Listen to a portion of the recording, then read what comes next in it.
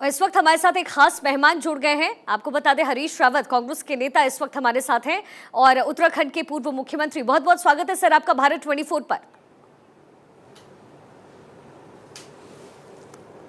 नमस्कार हरीश जी, आज का दिन आपके लिए सेलिब्रेशन का दिन है। जिस तरीके से कांग्रेस ने कर्नाटक पे अपनी पैठ बनाई है और जो आंकड़े आए हैं, एक मैजिकल आंकड़ा पार करना था कांग्रेस को, लेकिन पूरी तरीके से बहुमत में आती हुई सरकार बनाती हुई नजर आ रही है। हाँ, पूरी तरीके से एक स्पष्ट बहुमत है, बहुत अच्छा बहुमत है। और हमारे लिए सेलिब्रेशन का दिन भी है। और भारत के संवैधानिक लोकतंत्र की वादी जितनी ताकतें हैं, जो सामाजिक न्याय की ताकतें हैं, उनके लिए भी आज का दिन सेलिब्रेशन का दिन है। हिमाचल के बाद कर्नाटक की जीत बहुत बड़े संदेश देती है और इससे हमारा कांग्रेस का कार्यकर्ता पूरे देश भर में उत्साहित हुआ है। और सबसे बड़ी बात यह है कि लोगों को इस बात का विश्वास हो चला है कि नहीं, बीजेपी को उनके तथाकथित बांटो और जीतो वाले एजेंडे को पराजित करके भी जीता जा सकता है। क्योंकि कर्नाटक के अंदर माननीय प्रधानमंत्री, माननीय गृह मंत्री जी प्रारंभ से ही जिस तरीके से हिंदू मुसलमान करने की कोशिश कर रहे थे, लोगों ने उसको नकार दिया। और जिस प्रकार की कोशिश इस बात की गई कि प्रधानमंत्री जी ने अपने ऊपर सारी बातों को पर्सनलाइज करने कि मुझको गाली देते हैं, मुझको फला करते हैं, ये सब चीज़ें करने की कोशिश की। लोगों ने भाई ये सब नहीं चलेगा, स्टेट की परफॉर्मेंस पर और किस पार्टी के पास बेहतर एजेंडा है और उस एजेंडे पर हम वोट देंगे। जनता के सवालों पर वोट हुआ, गरीबी, महंगाई, रोजगार और जो हमारा 5 गारंटियां थी, वो लोगों के दिल में उतरी, उन्होंने स्थान बनाया। और कांग्रेस पार्टी की अपनी एकता का भी, हमारे स्थानीय नेताओं ने जो एकजुटता दिखाई, उसका भी असर है।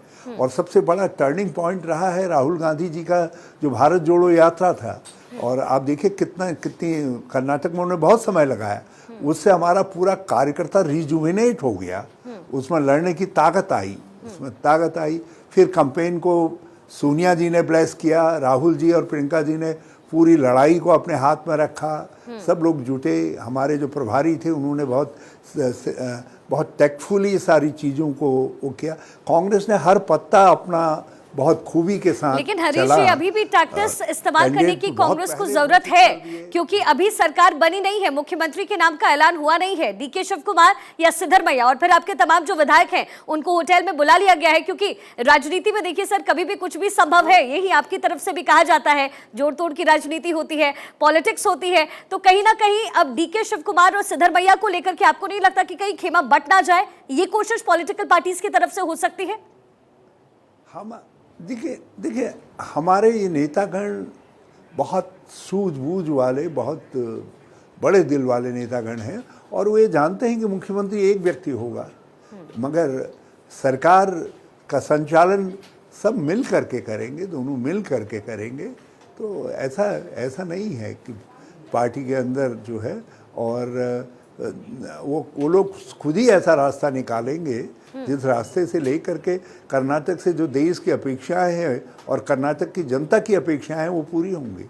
आप ये समझ लें कि जिस प्रकार से केंद्र सरकार ने, प्रधानमंत्री ने पूरी शक्ति लगा दी थी, उसके बाद कर्नाटक की जनता ने कांग्रेस को जिताया है, तो ये कम छोटा विश्वास नहीं है। इस विश्वास को पूरा करने की जिम्मेदारी आप कह रहे हैं कि जनता ने नकार दिया। आपने प्रधानमंत्री के भी नाम का जिक्र किया, आपने कहा कि जनता ने नकार दिया, लेकिन जिस तरीके से हिस्ट्री रही है कर्नाटक की चुनाव की, विधानसभा चुनाव की, ऐसे में कहा बीजेपी की तरफ से ये जा रहा है कि वहां की जनता ने तो परंपरा निभाई है, हर बार हर 5 साल में यही परंपरा निभाई जाती है। तो देखिए, मोदी जी हर जगह कहते हैं कि हमें परंपराएं तोड़ता हूं, तो कर्नाटक में नहीं तोड़ पाए ना। तो भाजपा को ये कहना चाहिए कि वहाँ परंपरा तोड़ने में मोदी जी असफल हुए। और जगह तो वो कहते थे हमने परंपराएं तोड़ दी, हमने बदल दिया। तो ऐसा तो नहीं हो सकता कि चित्त भी तुम्हारी पट भी तुम्हारी है। और आप कहते थे कि मोदी जी आएंगे सारा अंतर पड़ जाएगा, अंतर नहीं पड़ा। आप कहते थे हिंदू मुस्लिम डिवाइड, उसका असर नहीं पड़ा। आपने बजरंग दल जैसे एक राजनीतिक संगठन की तुलना हनुमान जी से कर दी, इससे भी असर नहीं पड़ा। लेकिन हरीश जी कर्नाटक के चुनाव में बजरंग दल की तुलना पीएफआई से की गई, जिसे बैन किया गया है, ये भी तो एक चुनावी मुद्दा था। लेकिन बहरहाल आपसे एक और बहुत इंपॉर्टेंट सवाल मेरा, देखिए जिस तरीके से प्रियंका गांधी ये दोनों जी आप बात पूरी करें। आप बात पूरी करें प्लीज। जी बताएं। ना आप कहें।